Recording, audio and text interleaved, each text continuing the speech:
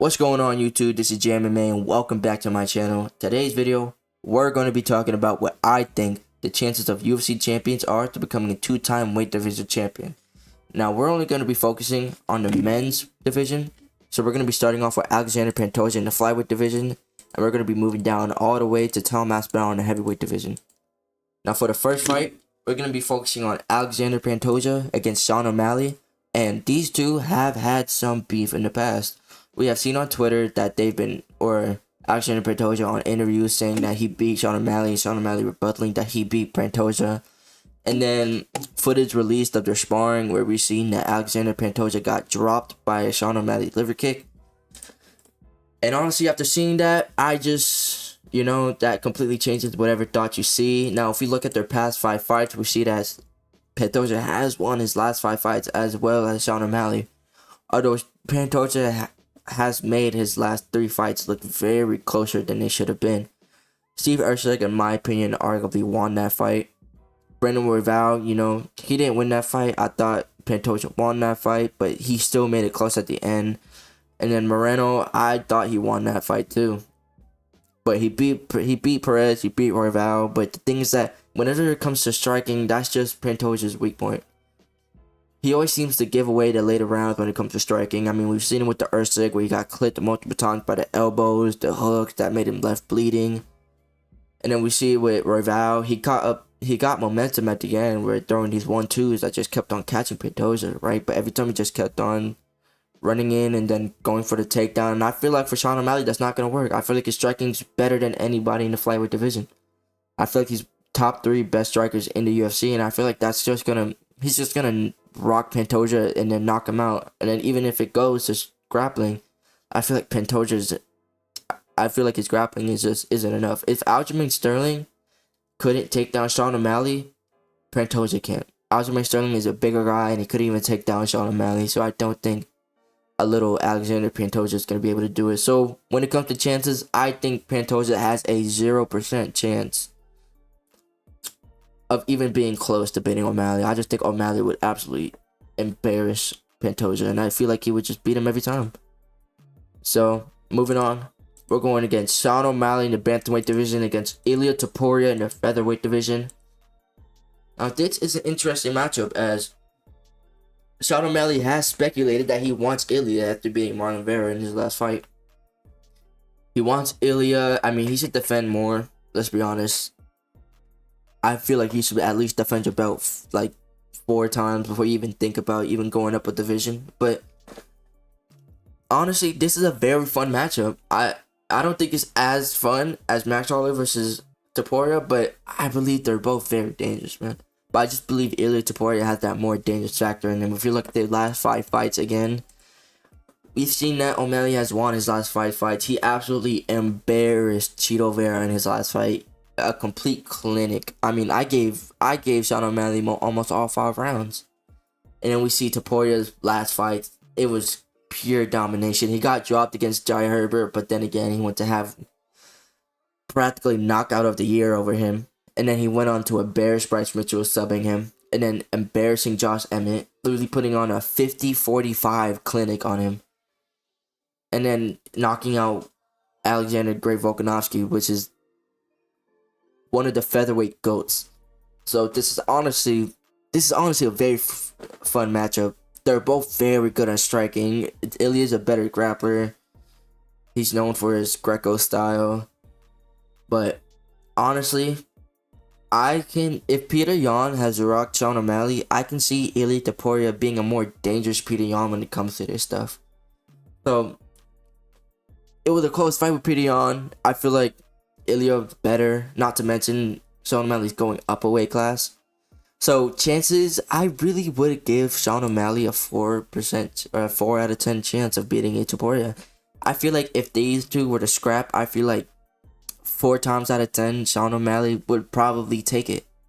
But I don't think it'll be about knockout. I don't think it'll be about submission. I feel like if in any way Sean O'Malley would have to completely be perfect all the way around, throwing these jab straights and just end up like evading every single strike that Ilia has and then throwing a little jab that sets him back. But I just feel like most times out of 10, Ilya Topuria will end up catching Sean O'Malley and KOing him, or just completely brutalizing him all 5 rounds. I just feel like Ilya Topuria has that power in him to be able to do that. So I'm going with Ilya Topuria to beat Sean O'Malley more times out of 10. I only have Sean O'Malley having a 4 out of 10 chance of beating Topuria.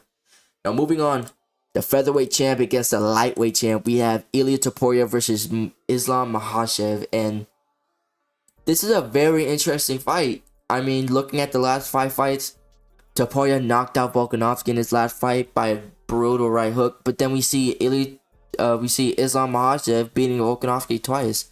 Arguably a very close fight the first time, but then knocking out Volkanovski in the second fight. I mean, arguably Volkanovski came off the couch 2 weeks before the fight, so most of his focus was on weight cutting, which could have messed him up. And then we see Islam Makhachev subbing Dustin Poirier. Now Dustin Poirier really gave Islam Makhachev the work. I mean, Islam's striking is very good. It's very good. It has improved a lot. He's a very well-rounded fighter when it comes to this. Obviously, wrestling's his main point, and I just feel like the threat of a takedown is what gets his striking off so well. But I feel like if you look at Volkanovski has underrated ground. He has underrated takedown defense, and Dustin Poirier was defending takedowns. And honestly, I feel like if Islam Makhachev had problems with Alexander Volkanovski on a full camp, I feel like Ilya Topuria on a full camp can also give him the same problems, if not take it. I feel like Ilya Topuria is a more dangerous of a fighter than Volkanovski is. I mean, Volkanovski has never... I mean, when's the last time he knocked out someone? Let's be honest here. Ilya Topuria has been on almost a knockout streak. I mean, Josh Emmett has a chin on him to take all those shots that he took. I mean, any other fighter would have been chinned. I mean, look at Volkanovski.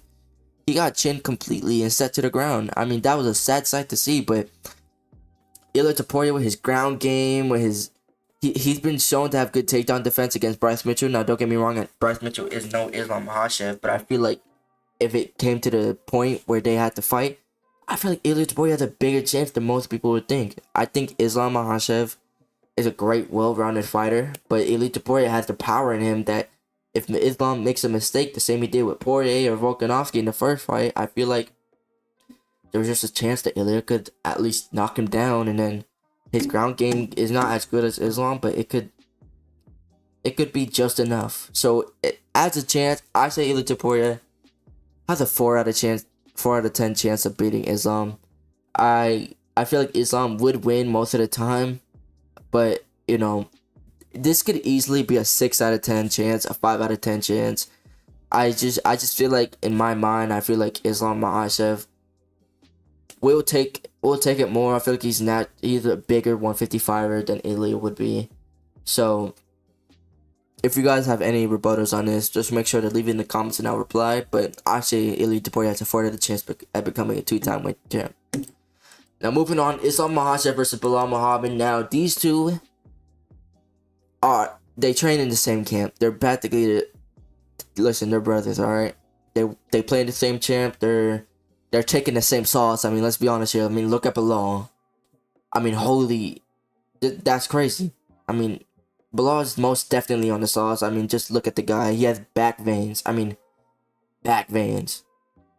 Like, that's crazy. He looks like he looks like a puffy tomato.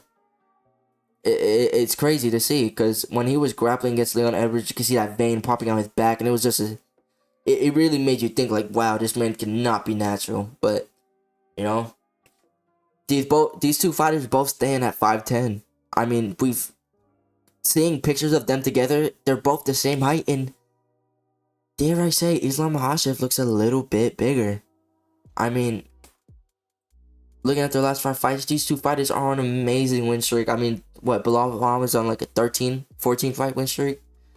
I mean, he beat Leon Edwards 4-1. But I mean, Leon Edwards didn't throw much. Leon Edwards is the type of fighter that if you throw at him, he's gonna throw back, but he's not gonna try and push he's not gonna push the pace at all. Islam Makhachev, he will throw a bit of shots. I mean, I feel like on the feet, Islam Makhachev will take the kick, and I feel like even on the ground, Islam Makhachev would beat Bilal Muhammad, which is Bilal's strong point. But I just feel like the welterweight division has. The thing about Bilal Muhammad's grappling is that he has a lot of heart in his game, which is something a lot of grapplers in the welterweight division don't really have. Like Kobe, he didn't really have a lot of heart in his grappling. I feel like Kobe's grappling is very overrated. I mean, Bilal Muhammad definitely has a bunch of heart in his game, in his grappling. So I feel like that's what worked for him in the welterweight division. But I feel like Islam Makhachev just has more dog in it. I feel like they're both the same size.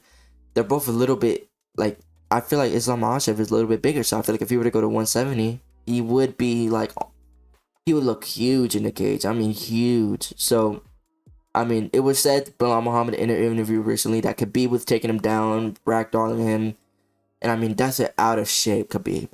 I feel like Islam Makhachev is a better grappler, so I do feel like an in-camp 170 Islam will absolutely ragdoll Bilal Muhammad. So I feel like his chances of becoming a two-time weight division champ, if he were to go fight Bilal Muhammad, would be an 8 out of 10. I mean, I feel like he would absolutely destroy Bilal Muhammad in this fight. I feel like he would, most times, 8 times out of 10, I feel like he would beat Bilal Muhammad. Now, I don't think this fight would ever go, I don't think this fight would ever be a finish. I don't think it. I don't think Islam chins Bilal, and I don't think Bilal chins Islam, and I don't think none of them sub each other. I mean, look at Bilal's neck. I mean, you don't know. Maybe Islam's long, like, arms are long enough, but that man's roided up to the gills. I mean, look at it. His neck is not gonna allow a submission. So I feel like Islam's gonna take this fight 8 times out of 10, and I wouldn't like to see this fight happen in real life. I'm not gonna lie. If Leon Edwards was still champion defending against Bilal Muhammad, I would have liked to see that fight a lot more, considering how Leon towers over Islam. But yeah, this is the reality we're living. Moving on to the next fight, Bilal Muhammad versus Dricus du Plessis, and Dricus is a 6'1" fighter against a 5'10" Bilal Muhammad. Now Bilal Muhammad, he's fighting guys his size. He's a little bit bigger than these guys, which is why he's doing so good. But I mean, look at Dricus. The man's a huge 185-pounder, and we've seen what he can do to these fighters.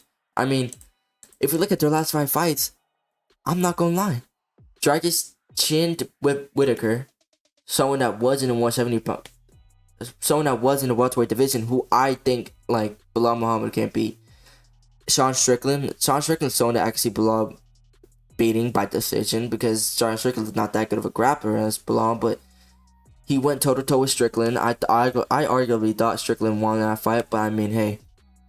Moving on. He beat Israel Adesanya by submission. I mean, he was getting teed up in that fight, but I mean, I feel like Dricus is too big for Bilal. I feel like Dricus, you know, when it comes to the striking, I feel like Dricus is a little bit crazy when it comes to it. Now, the only thing about Dricus' striking when it comes to going against Bilal is that Bilal is shorter.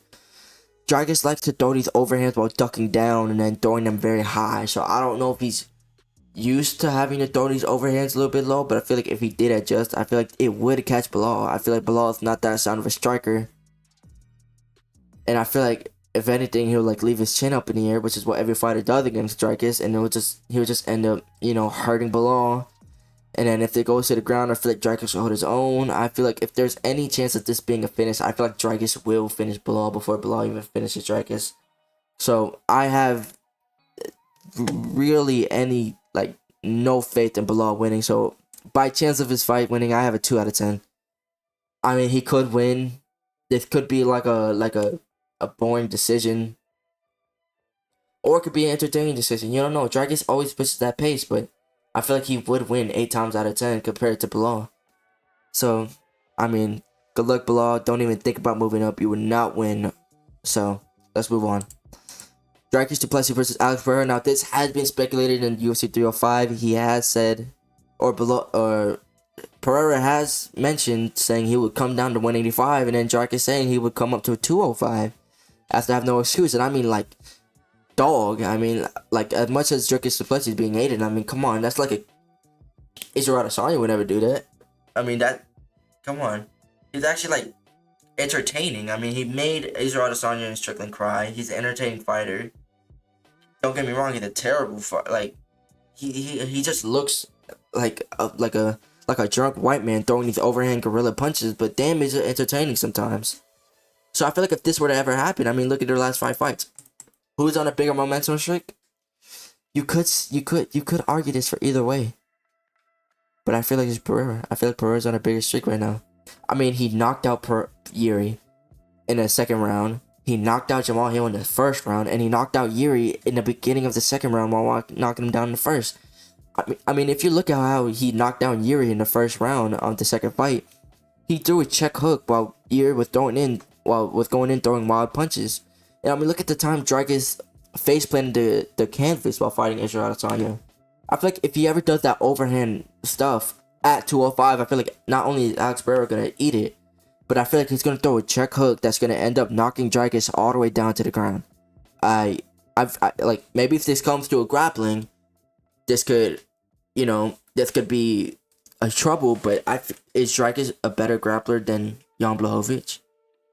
Is he a better grappler than Yuri Prochazka? Maybe, but we've seen Alex Pereira have great takedown defense. I mean, he always gets up. He's only put in the position to get submitted once against Jan, and that was in Salt Lake City, and he managed to get up. I mean, that's Jan Blachowicz. That's the guy that absolutely destroyed Israel Adesanya, better than Dragus did.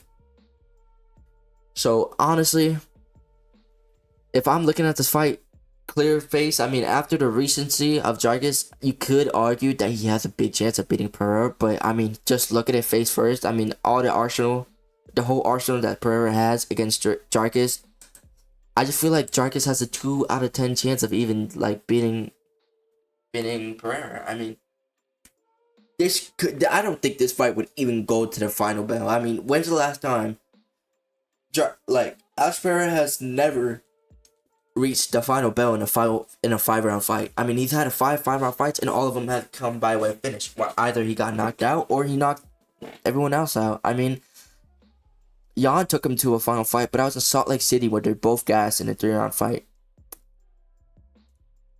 But sometimes you gotta take that with a grain of salt.